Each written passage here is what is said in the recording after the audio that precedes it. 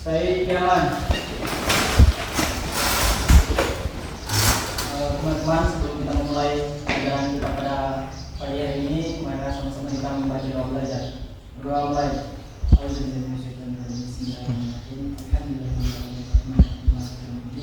Iya kan?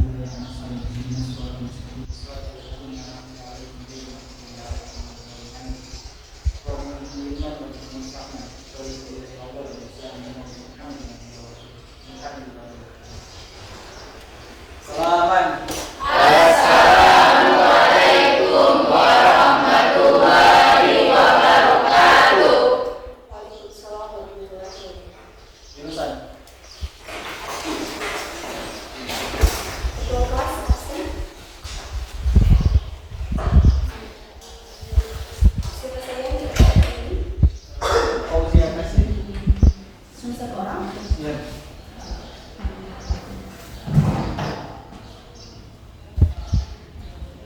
Bismillahirrahmanirrahim. Alhamdulillahirabbil alamin. Wassalatu wassalamu ala asyrofil anbiya'i wal mursalin sayyidina wa maulana Muhammadin wa ala alihi wa ashabihi ajmain, amma ba'd. Segala puji atas rahmat Allah, berkat rahmat dan hidayah-hidayahnya lah kita dapat berkumpul di kelas ini dengan keadaan sehat walafiat. Apa kabar hari ini anak-anak? Alhamdulillah, luar biasa. Allahu Akbar. Sudah siap belajar hari ini? Siap. Kalau sudah siap belajar berarti tahu kita akan belajar materi apa hari ini. Tapi sebelumnya, Ibu ada contoh gambar di depan. Nah, ini ada 2 contoh gambar. Ibu mau tanya dulu ke Ririn. Nomor 1 itu ada gambar apa? Oke. Kalau adik Anissa, nomor 1 itu ada gambar apa? Obat-obatan. Kalau adik Nurul? Orang yang sedang terperangkap dalam obat-obatan. Nah, dari ketiga jawaban ini adalah betul semua. Dalam botol, betul ada dalam botol itu.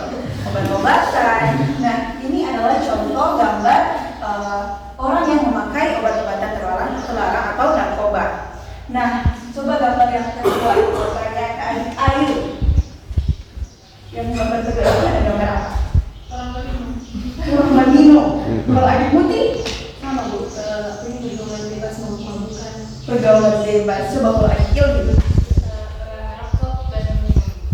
Iya benar. Nah, yang gambar kedua ini orang yang sedang meminum minuman khamar, merokok dan berpergaulan bebas. Dari kedua perilaku ini, apakah ini termasuk perbuatan keji atau tidak? Nah, oleh karena itu hari ini kita akan belajar materi tentang hidup menjadi tenang dengan menghindari pergaulan bebas dan perbuatan keji. Nah, oke. Yang pertama ada pengertian zina. Secara bahasa, zina berasal dari kata bahasa Arab, yaitu zana, yang artinya berbuat jahat. Sedangkan menurut istilah, zina diartikan sebagai perbuatan bersenggama antara perempuan dan laki-laki tanpa melalui jalur pernikahan. Adapun Quran surah yang menjelaskan tentang menghindari perbuatan zina. Coba adik Rahim membacakan Quran surat Al-Isra ayat 32. A'udzu billahi minasyaitonir rajim. Wa la taqrabuz zina innahu kana fahisyah wa sa'a sabila. Dan janganlah kamu mendekati zina. Zina itu sungguh suatu perbuatan yang keji dan suatu jalan yang buruk. Nah, terima kasih Rahmi. Jadi dalam Quran surah Al-Isra ayat 32 ini Allah sudah mengatakan wala taqrabuz zina, yang artinya janganlah kamu mendekati zina. Makna dari ayat ini sangatlah mendalam karena apabila di dalam ayat tertulis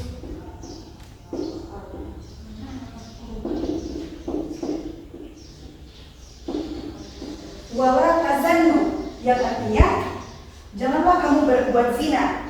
Mengapa tidak tidak memakai kalimat ini? Karena artinya dan janganlah kamu berbuat zina. Sedangkan kalau wala taqrabuz zina, janganlah kamu mendekati. Jadi Allah saja melarang untuk mendekati, apalagi berbuat zina itu sendiri. Maka itulah tidak memakai kata wala tazannu, berbuat zina. Karena kalau memakai kata ini hanya dilarang untuk berbuat zinanya saja, hanya diharamkan untuk hal-hal tersebut tidak dilarang. Maka dari itu memakai kata wala taqrabuz zina. Nah, selanjutnya ada hadis tentang menghindarkan diri dari pergaulan bebas dan perbuatan keji. Adapun terjemahan dari hadis tersebut, Abi Hurairah berkata, Nabi SAW bersabda, tidak akan berzina seorang pelacur di waktu berzina jika ia sedang beriman, dan tidak akan meminum khamar di waktu minum jika ia sedang beriman, dan tidak akan minum di waktu mencuri, dan tidak akan mencuri di waktu mencuri jika ia sedang beriman. Hadis riwayat Bukhari dan Muslim. Nah, makna dari terjemahan hadis ini yaitu jika seseorang memiliki iman yang kuat, maka ia tidak akan melakukan perbuatan-perbuatan yang mendekati zina atau perbuatan keji tersebut. Oleh karena itu, kita sebagai manusia harus mempunyai landasan yang kuat, yaitu mempunyai keimanan yang kuat dan harus bertakwa kepada Allah Subhanahu wa Ta'ala. Nah, selanjutnya ada perilaku orang yang menghindari pergaulan bebas dan perbuatan keji. Yang pertama, melihat aurat. Coba ibu mau tanya dulu, aurat bagi perempuan itu dari mana sampai mana, Sayyidina? Dari semua aurat kalau perempuan. Oh, semua aurat ya. Kalau untuk laki-laki, Fahri? Dari pusar sampai lutut. Dari pusar sampai lutut. Nah, itu benar apa yang dikatakan adik Sayyidina dan Fahri. Jadi untuk menghindari dari pergaulan bebas dan perbuatan keji ini yaitu dengan menutup aurat. Kenapa? Baik laki-laki maupun perempuan itu tidak boleh atau haram hukumnya untuk melihat secara langsung atau tidak langsung aurat dari lawan jenis seperti itu. Nah, dari hal-hal inilah melihat aurat, menonton video pornografi atau melihat gambar yang tidak senonoh, hal inilah yang memicu niat awal kita untuk melakukan pergaulan bebas atau perbuatan keji ini. Nah, yang kedua, mendengarkan hal-hal yang mengundang hawa nafsu.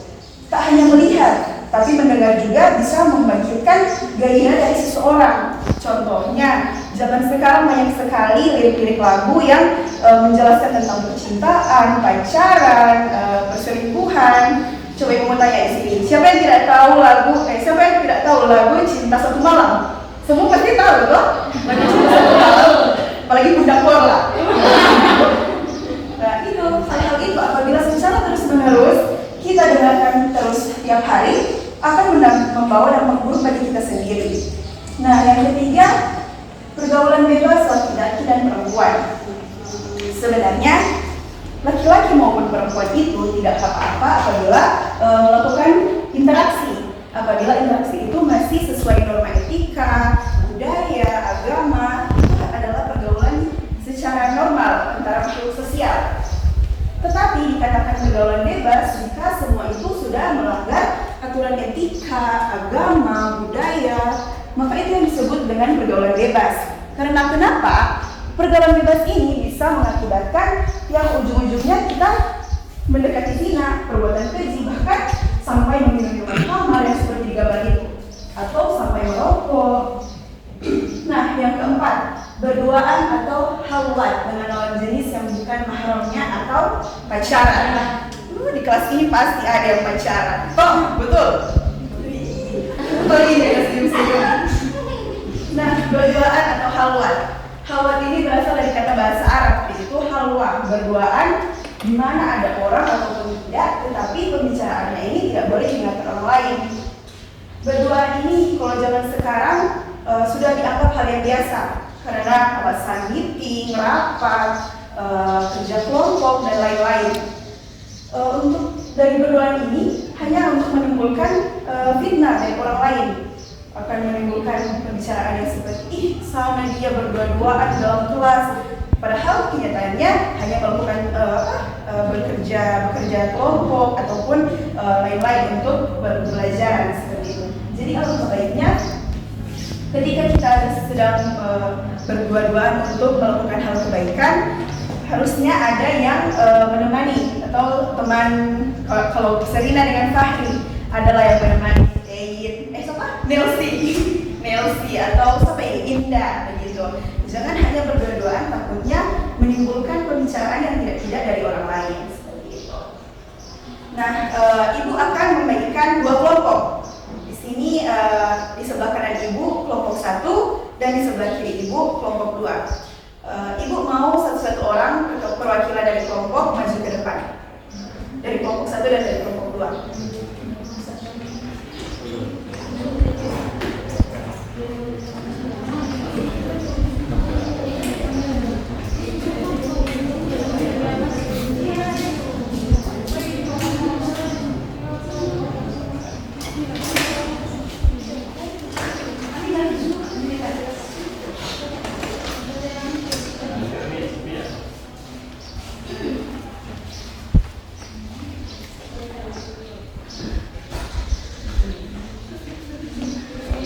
Nah, sudah dapatkan semua.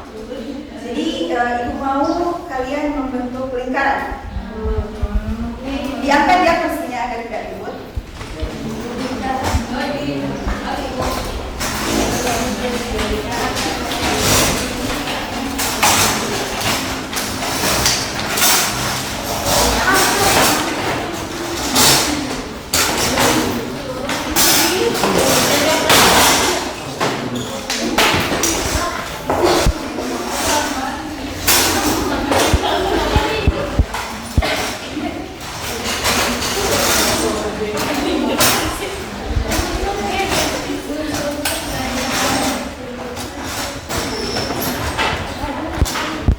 Nah, di setiap kelompok sudah ada karton dan amplop. Nah, amplop ini berisi penggalan-penggalan ayat. Nah, ibu mau kalian berdiskusi dan menyusun ayat ini secara baik dan benar. Ibu beri waktu 2 menit. Ada yang tidak mengerti atau yang bertanya tentang yang ibu tugaskan itu?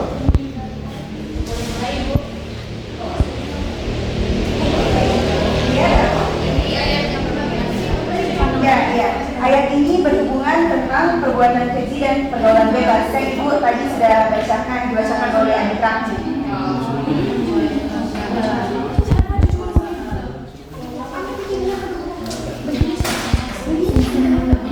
Oke, ibu beri waktu 2 menit dimulai dari sekarang.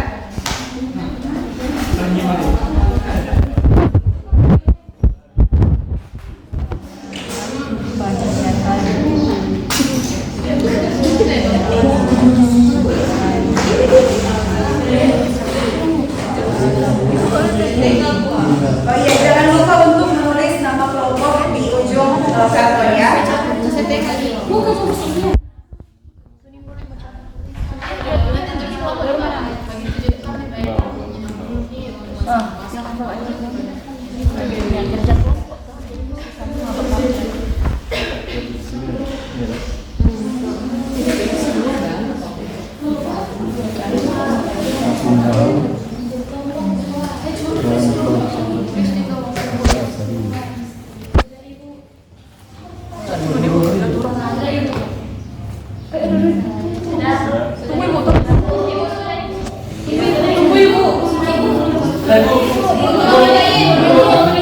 Masih ada waktu untuk kelompok 1. Masih ada 1 menit lagi.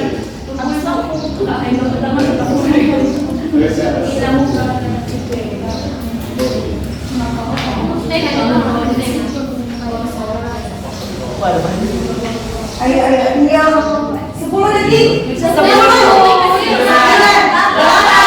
7, 6, 5, 4, 3, 2, 1. Oke, tangannya jangan menyentuh lagi ya di karton dan amplop.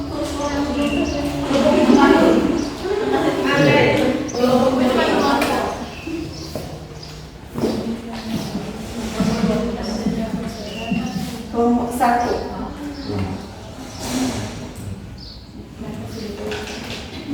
Coba ibu lihat dulu. Kelompok 2, apa ini sudah benar penyusunannya? Coba dibaca. Sudah benar ini? Kalau kata kelompok 2 sih sudah benar.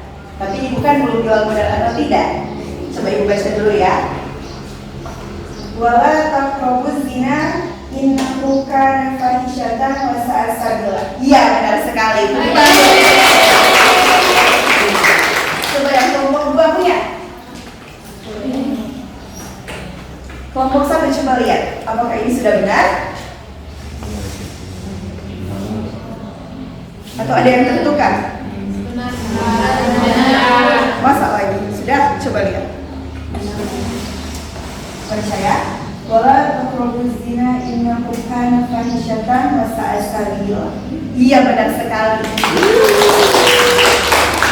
Ini semua ada melihat, memperhatikan apa yang ibu jelaskan. Nah, dari diskusi ini ibu melatih ketangkapan kalian tentang materi ibu dan apakah kalian memperhatikan dengan baik atau tidak. Nah, selesai diskusi ini ibu mau kalian mengatur tempat duduk duduk kalian seperti saya ulang kembali.